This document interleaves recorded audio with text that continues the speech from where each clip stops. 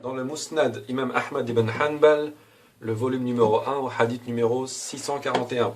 Regardez bien car il y a un lien avec l'exégèse que je viens de lire. Regardez attentivement.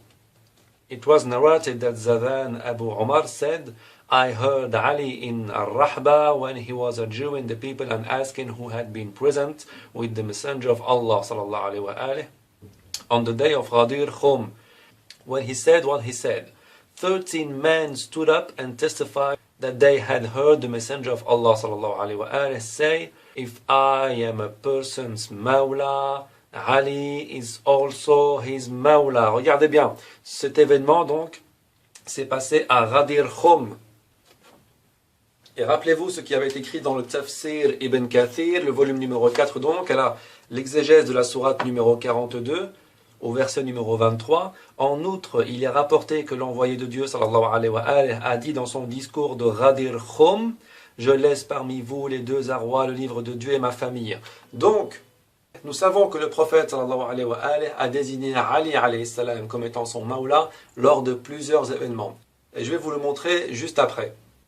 Et nous savons désormais qu'il a également désigné le même jour où le prophète sallallahu alayhi wa alihi a dit qu'on devait prendre pour guide le Coran et les Ahlul Bayt. Et juste après, il a désigné Ali alayhi salam comme étant son Mawla. Il y a 13 personnes qui en sont témoins. Et je dis cela étant donné que l'événement de la désignation comme étant Mawla se passe à Ghadir Khum et que le hadith des deux charges se passe également le jour de Ghadir Khum. Donc là, c'est clair et net. Imaginez-vous le prophète sallallahu alayhi wa alihi en face de vous, qui est en train de vous dire que la mort va bientôt venir à lui. C'est le prophète sallallahu alayhi wa alihi. C'est lui qui vous a enseigné toute la religion. C'est l'homme le plus parfait de toute l'humanité. Et il est en train de vous laisser une responsabilité, de vous désigner un guide duquel, si vous vous éloignez, vous serez égaré à tout jamais. Et il vous dit, voilà, les guides sont le Coran et mes Ahlul Bayt. Le prophète est en face de vous. Qu'est-ce que vous faites? Vous l'écoutez, évidemment. Vous prenez en considération ce qu'il est en train de dire. Et après ça, il désigne Ali alayhi salam, qui était à ce moment-là à côté de lui, et vous dit, de qui j'ai été le maître? Ali est le maître maintenant. Et ça rentre en parallèle avec tous les hadiths qu'on a vus auparavant. N'oubliez pas que ce n'est pas un hadith qui est totalement indépendant des autres. Ce n'est que la suite logique de ce qui s'est déjà déroulé. N'oubliez pas que Ali alayhi salam est par rapport au prophète sallallahu alayhi wa alihi ce que Haroun a été par rapport à Moussa alayhi salam. N'oubliez pas que Ali alayhi salam est la créature la plus aimée d'Allah azza wa jal. N'oubliez pas que Ali alayhi salam possède des qualités qui sont supérieures aux compagnons. Il est donc tout à fait logique que le prophète sallallahu alayhi wa alihi le choisisse comme étant son successeur après lui. Et ce n'est pas le seul texte qui le prouve. Il y en a plusieurs autres. Dans le même ouvrage ici, où nous pouvons lire, c'est le hadith numéro 950. It was narrated that Sa'id bin Wahb and Zayd bin Yuthay said, Ali adjured the people of Ar-Rahba, saying, whoever heard the Messenger of Allah sallallahu alaihi wasallam speak on the day of Ghadir Khum, let him stand up. And of the people around Sa'id, 6 men stood up, and of the people around Zayd, 6 men stood up. And they testified that they had heard the Messenger of Allah sallallahu alaihi wasallam say to Ali alayhi salam on the day of Ghadir Khum, isn't it Allah who is closer to the believers? They said yes. He said, O Allah, if I am a person's Mawla, then Ali is also his Mawla. O Allah, take as friends those who take him as a friend, and take as enemies those who take him as an enemy. C'est un hadith qui est sahih. Donc, encore une fois, la désignation ici de Ali comme étant son successeur. Clairement et nettement. Et encore une narration qu'on peut retrouver dans le Jami' at-Tirmidhi cette fois-ci, au volume numéro 6 toujours, le hadith numéro 3712. C'est un hadith qui est assez long, donc je ne vais faire part que de la partie qui nous intéresse. Ici, the messenger of Allah sallallahu alayhi wa alihi faced him, and the anger was visible on his face. He said, what do you want from Ali? What do you want from Ali? What do you want from Ali?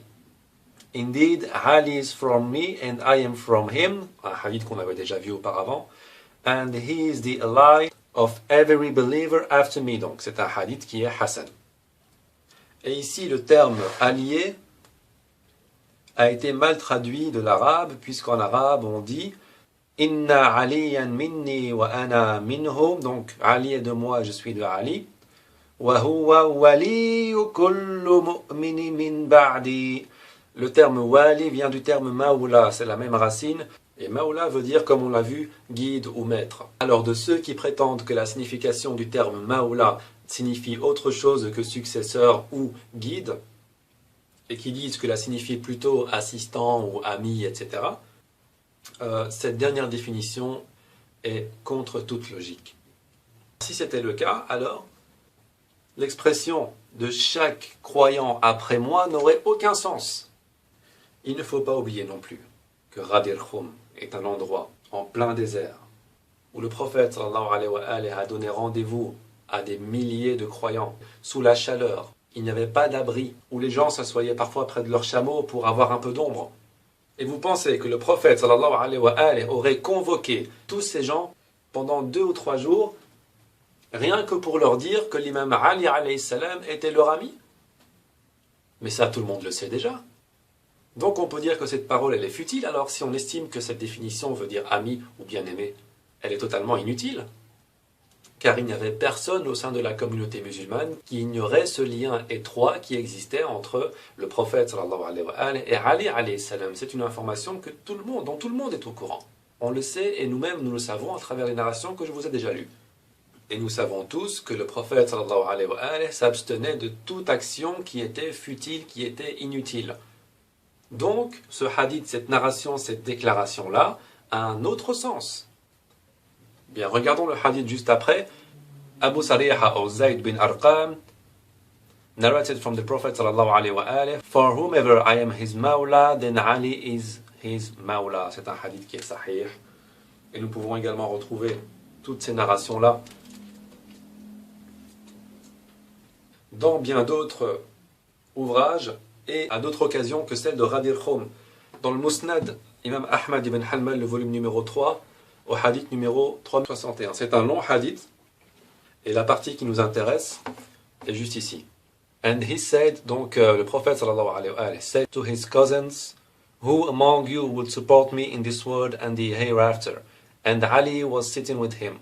They refused, but Ali said, I will support you in this world and the hereafter. He said, You are my supporter in this world and the hereafter. Encore une fois, le terme supporter ici a été traduit du terme wali qu'on a vu tout à l'heure. Ici, le prophète sallallahu alayhi wa alayhi pose la question, Ayyukum yuwalini fi dunya wal akhirah? Et là, Ali alayhi salam a répondu, Ana awliyaka fi dunya wal akhirah. Et là, le prophète sallallahu alayhi wa alayhi lui a dit, Anta wali. Encore une fois, nous retrouvons le même terme, qui est également repris ici. Awliyaka, c'est également une racine dérivée du terme wali. Fi dunya wal akhirah. On va reprendre une narration, un hadith que j'ai vu tout à l'heure avec vous, le 950 du Musnad Imam Ahmad ibn Hanbal, volume numéro 1, où le prophète sallallahu alayhi wa alayhi a dit lors de Ghadir Khoum, Isn't it Allah who is closer to the believers? They said, Yes. He said, Oh Allah, if I am person's mawla, then Ali is also his mawla. Et là, important, il demande à Allah Azza wa Jal de prendre comme amis ceux qui prennent Ali alayhi salam comme ami et de prendre comme ennemis ceux qui prennent Ali alayhi salam comme ennemi. Est-ce que vous vous rendez compte que prendre Ali alayhi salam comme ennemi, c'est automatiquement prendre Allah Azza wa Jal comme ennemi?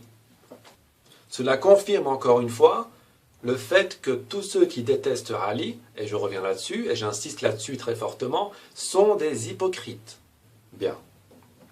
Ali alayhi salam a donc été désigné clairement comme étant le successeur du prophète sallallahu alayhi wa alayhi. Bien évidemment, sauf à l'exception qu'il n'est pas prophète.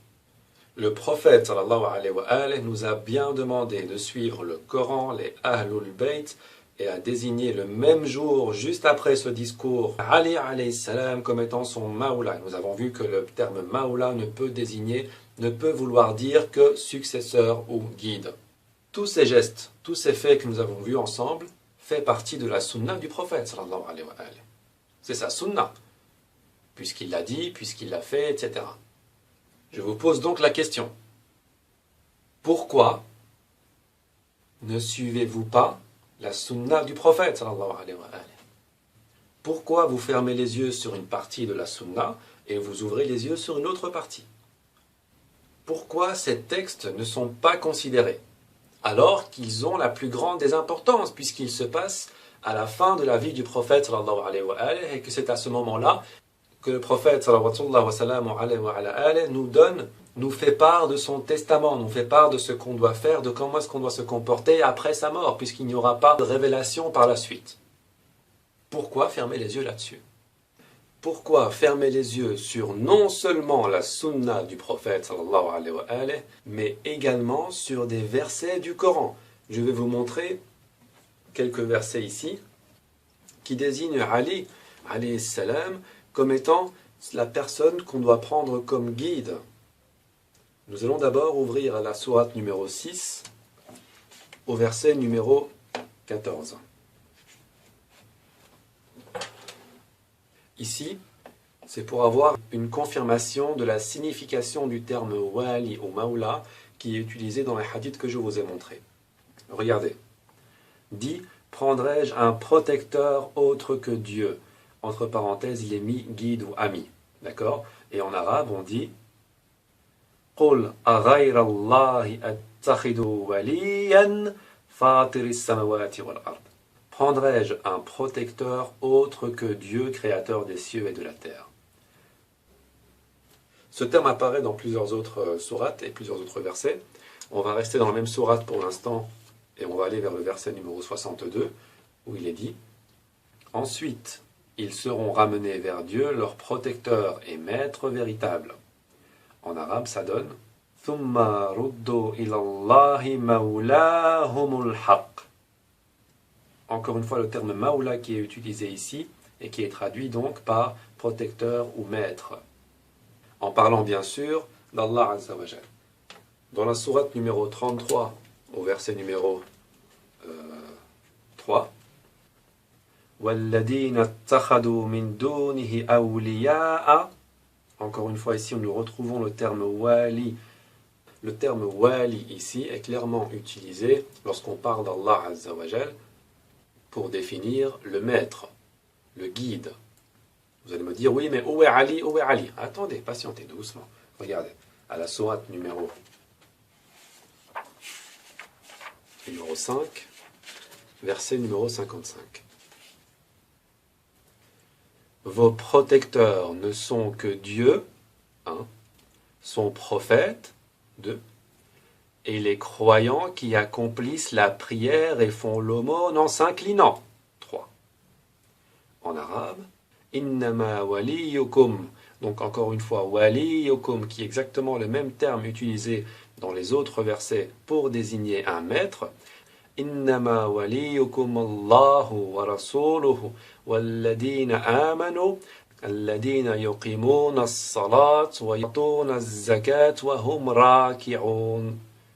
Ici, nous voyons que le même terme maula, wali, s'applique à 3 catégories de personnes différentes. Bon, je dis personne pour faire plus simple, mais on sait tous que Dieu Azza wa Jal n'est pas une personne.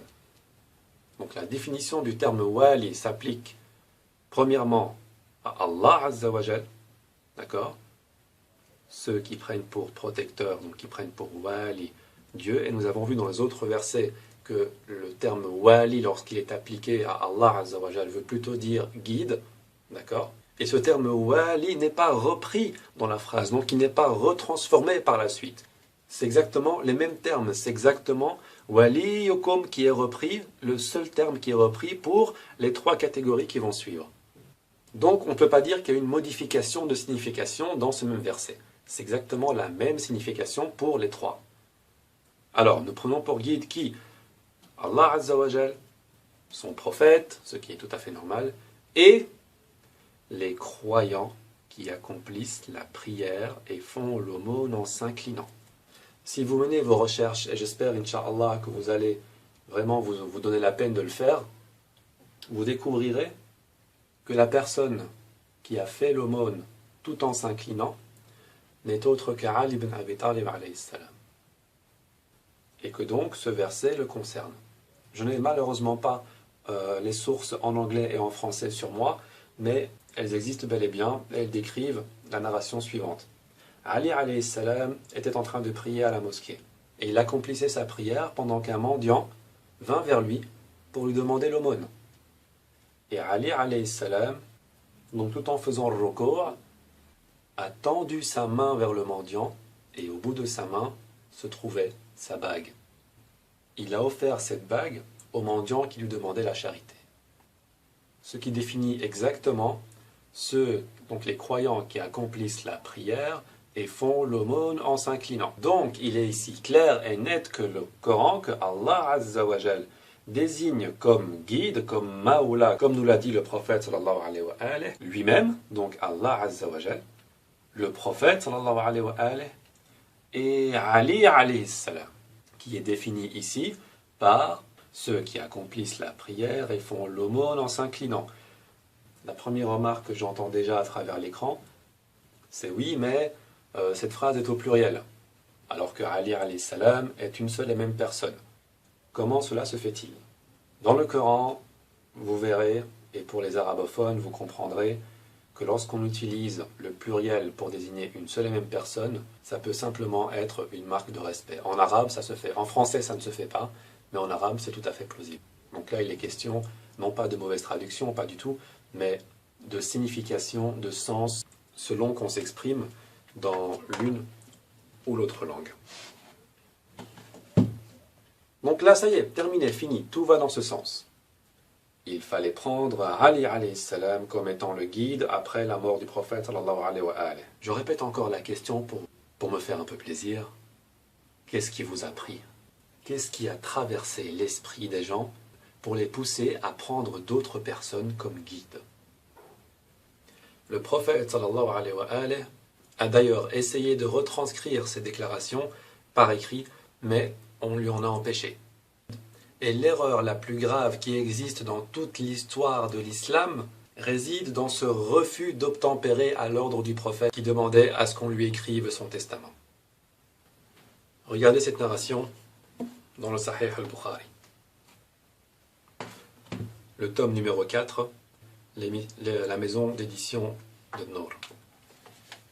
Le hadith numéro 5669, où il est dit: Ibn Abbas a dit, lorsque l'envoyé de Dieu sallallahu alayhi wa alayhi fut à l'agonie, il y avait dans sa chambre des personnages, entre autres Omar ibn al-Khattab. Le prophète sallallahu alayhi wa alayhi dit qu'on m'apporte de quoi vous écrire un texte grâce auquel vous ne pourrez vous égarer dorénavant. Vous remarquez ici qu'il s'agit exactement des mêmes termes qu'il a utilisés lors de son sermon à Ghadir Khoum. Comme donc mentionné dans le Tafsir ibn Kathir, comme nous l'avons vu tout à l'heure, où il est dit: ô gens, je laisse parmi vous ce à quoi, si vous tenez, vous ne serez jamais égarés. Ici, qu'on m'apporte de quoi vous écrire un texte grâce auquel vous ne pourrez vous égarer dorénavant. Entre ces deux événements, ne s'est pas écoulé beaucoup de temps, puisque le prophète sallallahu alayhi wa alayhi était déjà malade et sentait déjà qu'il allait bientôt partir. Continuons le récit. Donc, qu'on m'apporte de quoi vous écrire un texte grâce auquel vous ne pourrez vous égarer dorénavant. Le prophète sallallahu alayhi wa alayhi, s'écria Omar, est dominé par la souffrance. Que dit Omar en plus? Vous avez le Coran et le livre de Dieu nous suffit. On va s'arrêter ici un instant. Ici, on voit bien que la parole de Omar ibn Khattab déjà est totalement contradictoire à ce que le Rasoul sallallahu alayhi wa alayhi nous a recommandé, puisqu'il ne nous a pas recommandé uniquement le livre de Dieu, mais également la guidance de ses Ahlul Bayt, comme on l'a vu dans plusieurs autres textes. Mais en plus, regardez ce qui va suivre.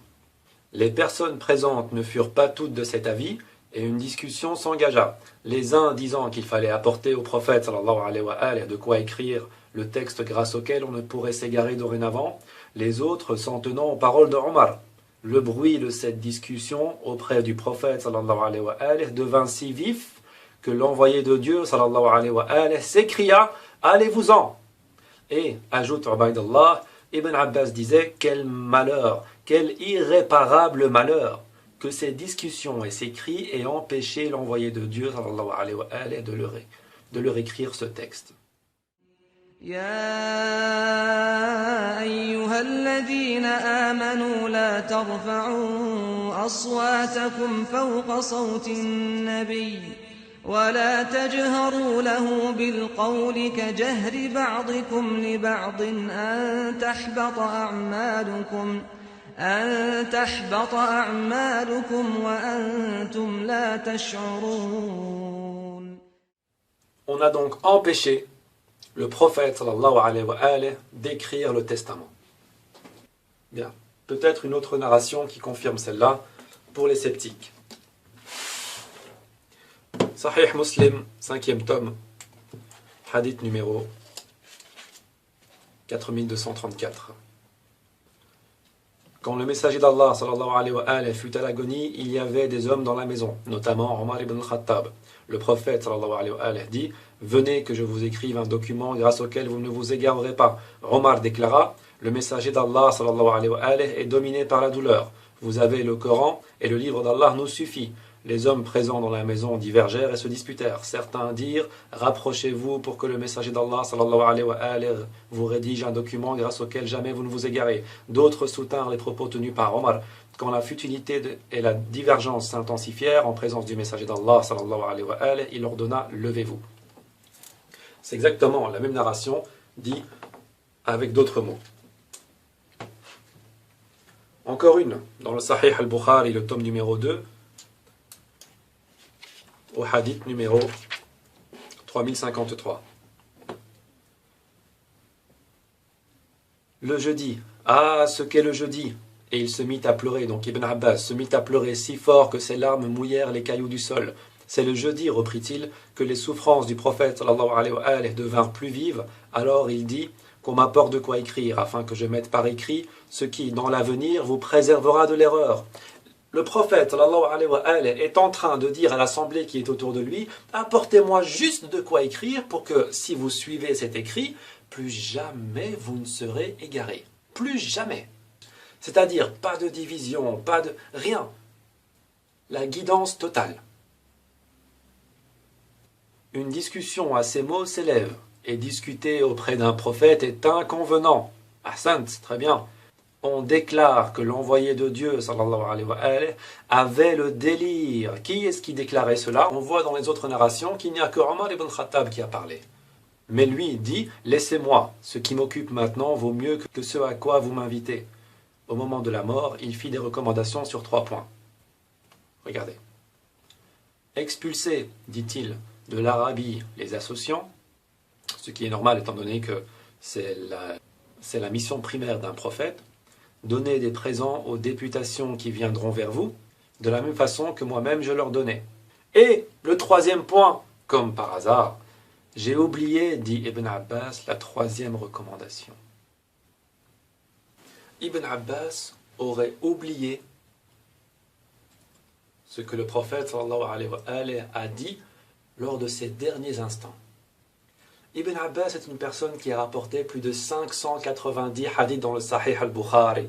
C'est quelqu'un qui est réputé pour avoir une mémoire excellente. Et au moment le plus important de l'avènement de l'islam, c'est-à-dire au moment où le prophète sallallahu alayhi wa alayhi est sur le point de partir, sur le point de nous laisser un testament qui est de la plus grande importance, Ibn Abbas oublie. C'est inconcevable. Ça va contre toute logique. Regardez encore une narration, un peu plus loin, au 3168. Ibn Abbas dit, le jeudi c'est la même narration, et la fin de la narration change un petit peu. Quant à la 3e recommandation, ou bien il ne la fit pas, ou bien il la fit, mais son objet m'est sorti de la mémoire. Une autre narration, dans le 1er tome du Sahih al-Bukhari, toujours la même chose, donc le tome numéro 1, au hadith numéro 114. Ubaydullah ibn Abdullah rapporte qu'Ibn Abbas dit: quand les souffrances du prophète sallallahu alayhi wa alayhi devinrent plus vives, il s'écria: qu'on m'apporte de quoi écrire afin que je vous mette par écrit ce qui vous préservera de l'erreur après moi. La douleur domine le prophète sallallahu alayhi wa sallam. Dit alors Omar, nous avons le livre de Dieu qui nous suffit. Les avis à ce moment furent partagés et la discussion devint bruyante.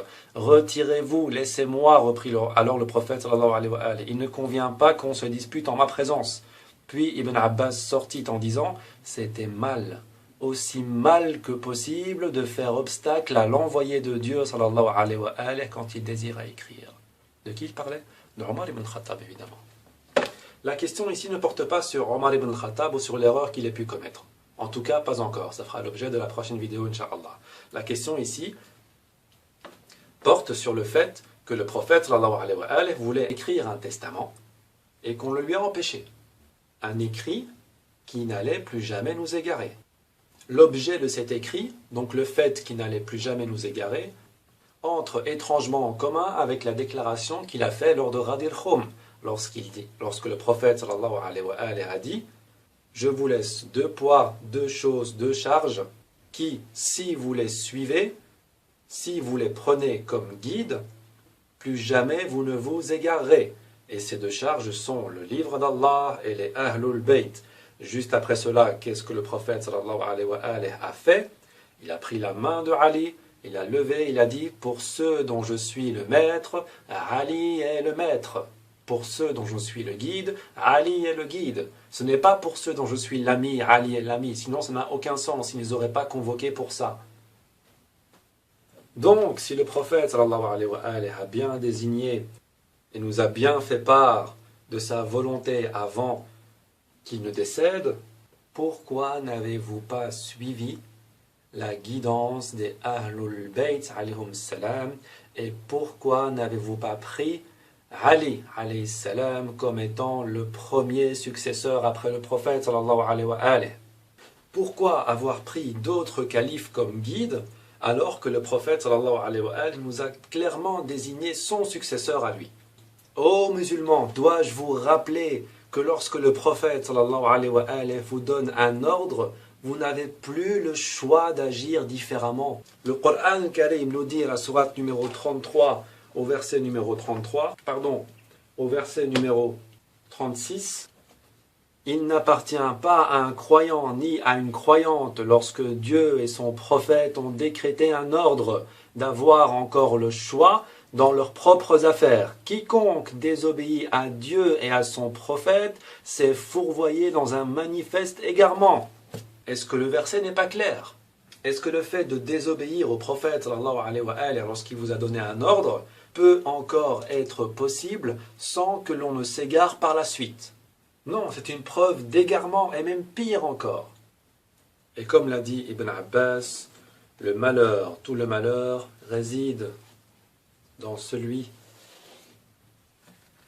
qui a osé refuser l'ordre du prophète sallallahu alayhi wa sallam quand il a demandé de lui apporter de quoi écrire afin qu'on ne puisse plus jamais s'égarer.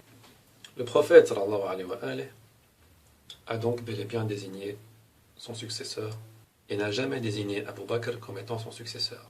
Dans aucune source fiable, vous ne trouverez ça. Ça serait quand même un peu démesuré de mettre un hadith devant tous ceux que j'ai montrés et de dire que tous ceux que j'ai montrés sont faux et que le hadith avec Abu Bakr est juste. Si ce hadith existe évidemment, mais il n'existe pas. Nous savons très bien comment Abu Bakr a été désigné et ça fera l'objet de la prochaine vidéo, Inch'Allah. Non seulement le prophète sallallahu alayhi wa sallam a désigné Ali ibn Abi Talib comme étant son successeur, il a désigné également les générations suivantes qui allaient être les successeurs de Ali ibn Abi Talib alayhi salam. Et pour cela, nous avons la narration qui se trouve dans le Sahih Muslim, le tome numéro 4,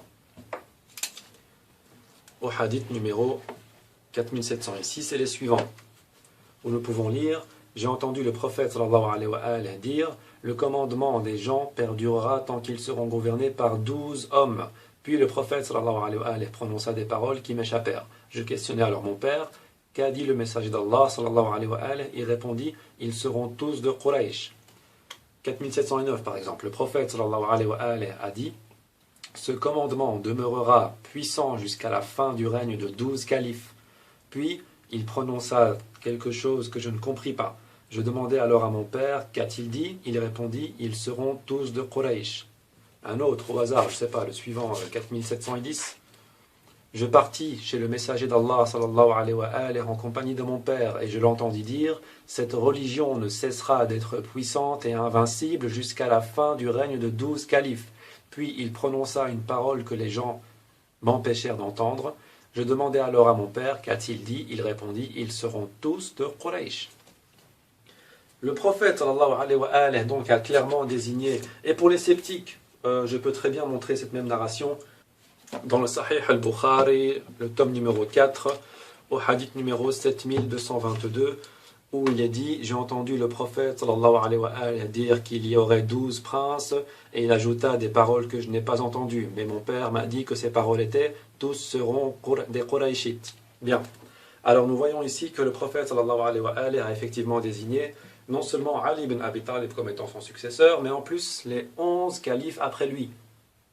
Et tous ces califes seront de Quraysh. Mais, mes frères, mes sœurs, la seule et unique question par laquelle je terminerai: la notion de califat que nous connaissons n'entre-t-elle pas en contradiction avec la sunna du prophète? Est-ce que le califat que nous connaissons aujourd'hui n'est pas la pire des tromperies de l'islam? Alors vous pouvez m'insulter, vous pouvez me traiter de tous les noms si c'est moi qui apporte un ijtihad personnel et que je me trompe. Là, vous êtes en droit de m'insulter, et je l'accepte. Mais là, ce n'est pas le cas. Je suis en train de vous montrer des preuves comme le Coran al-Karim, le Sahih al-Bukhari, le Sahih Muslim et plein d'autres encore, qui vont tous dans le même sens. C'est-à-dire que le califat que nous connaissons, en tout cas le califat dont on nous a toujours parlé à l'école, dans les émissions, nos parents, etc., est un califat usurpé, illégitime, contradictoire à la sunna prophétique. Ce n'est pas moi qui le dis. Ce sont les sources que vous voyez là. En faisant ces analyses, il y a mille et une questions qui me traversent l'esprit. Pourquoi, malgré sa position très avantageuse par rapport au prophète sallallahu alayhi wa alayhi, Ali alayhi salam n'a pas été le premier calife? Pourquoi est-ce que Omar ibn al-Khattab a empêché le prophète sallallahu alayhi wa alayhi d'écrire un testament en prétextant que le livre d'Allah nous suffit, alors que le prophète sallallahu alayhi wa alayhi a bien dit qu'il y avait le livre d'Allah et les Ahlul Bayt? Pourquoi est-ce que c'est Abu Bakr qui est monté au pouvoir, qui a été désigné comme étant calife? Comment a-t-il été désigné calife? Par quel droit a-t-il été désigné calife? Par qui a-t-il été désigné calife? Est-ce que vous n'êtes pas victime d'un endoctrinement, d'un complot datant de plus de 1430 années? Est-ce que ces 1430 années de ilm, de aqidah, de sharia, etc., ne sont pas basées sur une usurpation, ne sont pas basées sur un acte qui sort de la sunna du prophète, donc sur une innovation, donc sur un égarement? Réfléchissez à tout ça. Quelques réponses viendront dans la prochaine vidéo, Inch'Allah. Merci d'avoir suivi. Assalamu alaikum wa rahmatullahi wa barakatuh. Wassalatu wassalam ala nabi wa ala ali baytihi at-tayyibin at-tahirin. Allahumma salli ala Muhammad. إن الذين يبايعونك إنما يبايعون الله يد الله فوق أيديهم فمن نكث فإنما ينكث على نفسه ومن أوفى بما عاهد عليه الله فسيؤتيه أجرا عظيما